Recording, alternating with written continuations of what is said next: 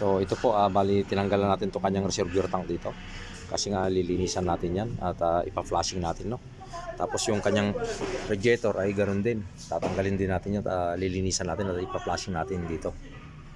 So tapos yung mga hoses na ito, yung kanyang radiator hose hanggang doon sa heater core hose, hanggang doon sa kanyang heater core, bali lilinisan natin yan mga ka-GM, ipa-flashing natin.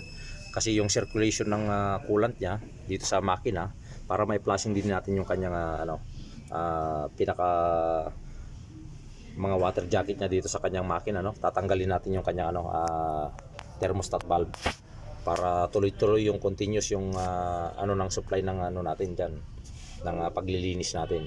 Kasi ipa-flashing nga natin yan. Tinanggal ko na pala yung kanyang engine oil cooler dito. Bali ito siya mga ka-GM, ito yung in-order natin sa ating customer to. Ito yung kanyang engine oil cooler. Kasi ito yung problema niya, ito yung sira yung pinaka-core niya sa loob, no.